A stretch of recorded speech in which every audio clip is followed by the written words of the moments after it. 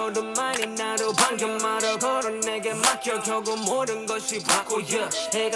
nakapasok na tayo sa food market nila. Unahin na natin to, yung famous sila Pad Thai.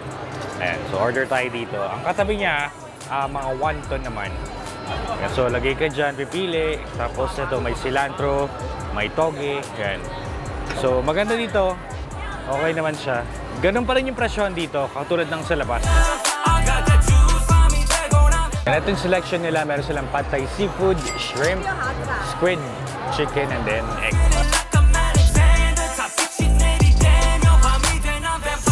Yung pinsan ni Madam kasi, siya na yung pinapila ko para bumili ng Pad Thai. Hello. Hi! Itong mga to guys, basic to, meron yan sa iba. Yung chicken, wings, yung pork, tsaka yung chicken. Ito yung malapit sa kanila, pork ribs. So bibili tayo niyan, Thai ribs. Oh my God, ang dami pala. Yeah. Ayun, titimbangin, no? Tinimbang.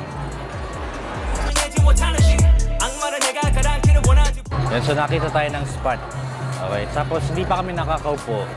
May turista na lumapit sa amin. Sabi, saan nyo nabili yung ribs? Ayun, so famous talaga yung ribs. So, pass na kayo doon sa chicken, squid, ganyan. Ribs talaga sila. Yung isa to sa mga dahilan kung ba't ko sinama tong pinsan ni Madam. Nakita ko siya kumain. Lakas, tsaka mabilis. Super fast food delivery. So, natikman mo na yung tips sa may. Ano mas masarap? Tips sa may o itong kinain mo ngayon? Tips sa may, no? Walang tatalo, no? Sarap nun, no?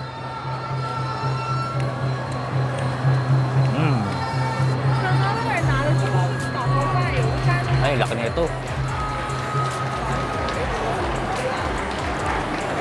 Map. Ano sa yung ribs? Map. Pati yung dipping sauce, no? Sarap, no? Ribs.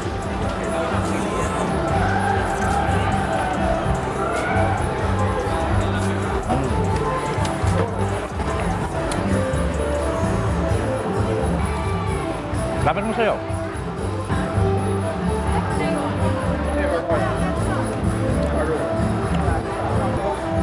Mag-shopping sana kami. Siya nakabili siya sa H&M. Ano binili mo? Isang shorts.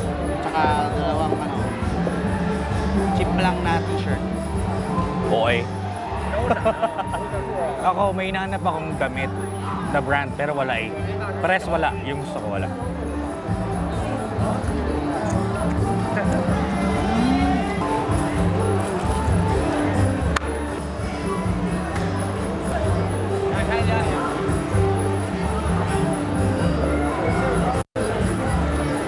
So naubos namin yung pagkain. Tinitignan ko yung hipon kanina eh. Kinain ni Jethro. Kala ko para sa akin. Hindi. No, you can have it. Go ahead. It's open. Go ahead. You're welcome, you're welcome. And so medyo mahirap ang spot dito ng lamesa. Punuan talaga. So ang gagawin namin, siya na lang mag-save dito tapos ako mag-vlog ako. Hanap ako ng isa pang mains bago tayo mag-dessert. Anong gusto mong inumin?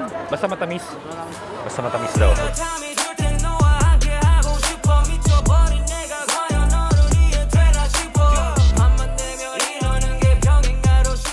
Putok-batok din sila, oh. Hilig nila sa putok-batok.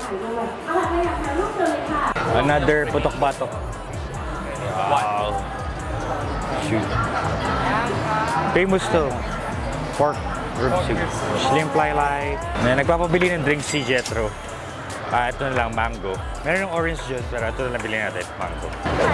Meron din silang mga takoyaki. Pero pass na tayo dyan kasi parang Japanese food kasi yan eh.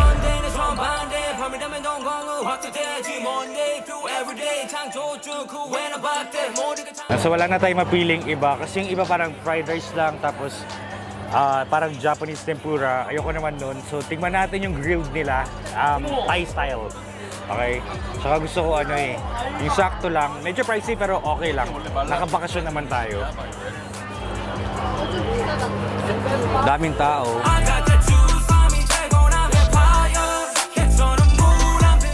Paunahin na natin yung pinsan ni Madam. Tandahan lang, wala ka namang kaagaw dyan eh. Okay. Ba't ganyan? Ayos mo ka, oy. Oo. Tagal mo, nag-aantay sila. Yun, oh. Sarap. Sarap pa na, ano. Di mo sinausaw sa green? Sinausaw mo ba sa green? Yeah. Anong lasa? Buttery na maanghang na masarap. Okay. First blood. Shit. Sarap. Oh my God, sarap. Ah, grabe. Wala kang allergy? Kahit sa anong pagkain, wala? Chicken. Allergic ka sa manok? Kaya? Oh, fresh pa siya kasi ang dali niyang ano, matanggal sa skin niya. Oh.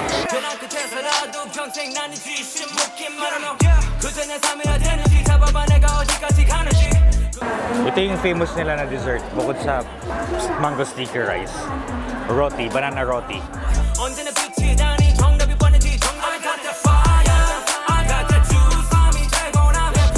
Yeah, so dumating na yung sticky rice natin. Yung iba't ibang kulay pala nun. Rice lang din pala yun. Para may food coloring lang. Ayan. So pinili natin yung white lang. Tapos may sama siyang coconut or yung sauce niya. Tara. Tapos bumili tayong tubig. 10 baht.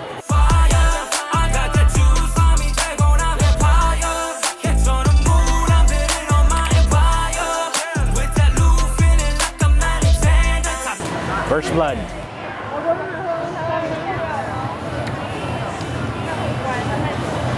Grabe. Sarap. Pandayon. Si Jetro mabilis to kumain eh. Maubusan tayo nito.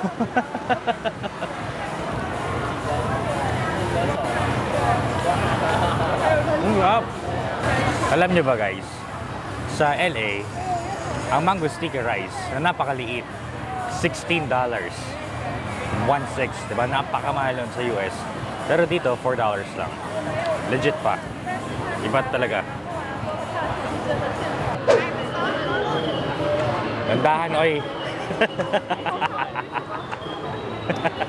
Puro chicks yung katabi mo, oh. Diba? Okay lang yan.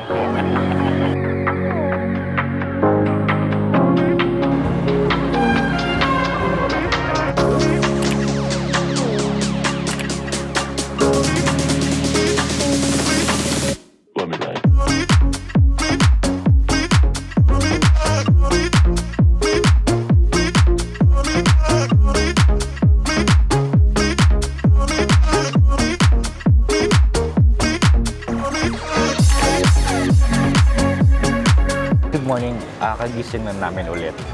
Paos. So, i-vlog natin yung ibang BNT. Tanungin natin sila yung kamusta yung bakasyon nila so far. Kasi pang ano na namin dito, 3 or 4 days. So ayan, mga nakpabanak. Ang dilim ko masyado ng konti, pero ayan. Bear with me, madilim talaga yung subject. Tawang-tawa ko ya, Jigs. Ayun, I'm so happy kasi, di ba, we were able to experience yung mga ganitong bagay. Lalo na yung sa ano, yung motor, Diyos ko dahil, sobrang pag sumakay ka ng motor, literal na ano eh, yung ano mo nasa hukay, yung isang paa mo nasa hukay. Kasi yung mga motor drivers dito, sobrang ano, parang akala mo may helmet din yung mga pasahero nila. Hindi ko alam kung hindi required dito na mag-helmet, pero walang helmet dito kayo, no? So ayun, yun naging challenging. Yun, syempre, given na yung culture nila dito, yung food nila, sobrang available siya sa mga streets, so pwede kayong pumunta talaga.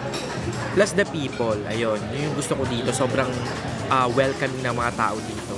Na ultimo ka, hindi mo kilala, talagang mga lokal dito, aanuin ka, babatiin ka, with bows, ganyan. So ikaw, syempre, ikaw na lang yung may hiya. Pero syempre sa Pilipinas, gawin din naman tayo. Anyways, I am enjoying this Thailand trip. Syempre with these good people. And I am looking forward pa sa mas marami pang adventures.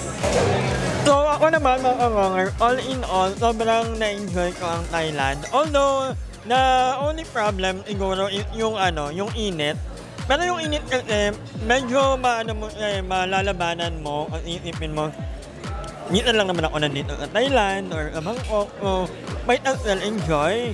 So, yun talaga yung mind over matter naman yung yung bagay na yun. Pero, all in all, yung pagkain nila, ang sarap. Babalik pa ulit kami on probably December. Taray, nag-decide na siya. Ako nag-decide, oo. Baka bumalik kami December and marami pa kaming pupuntahang mga tourist route. Hindi lang dito sa Bangkok. Hopefully pati sa ibang like Pattaya, kung saan man pwede pa. But yun nga, sobrang thank you kay Jing dahil we get to experience the, once in a lifetime opportunity. Dahil hindi naman palaging may magyayayang pumunta ng ibang lugar na lagot niya ang pamasahe, halos lahat. So, very minimum lang yung nagastos namin. So, thank you so much. Paano ako magsimula? Iiyak ba ako? Jarek. Grabe dito mga mama, sobrang enjoyment talaga. Walang moment, walang second na na-feel ko malungkot ako dito. Yun nga lang, nalulungkot ako kasi malapit na kami umuwi ng Pilipinas. So, back to reality na.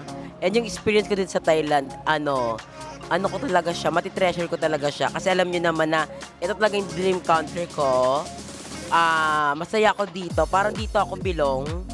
Tapos ang dahil kong mga nakikitang trans na parang, talaga silang babait nila. Kasi alam mo yun, parang nire-respeto nila yung bawat isa.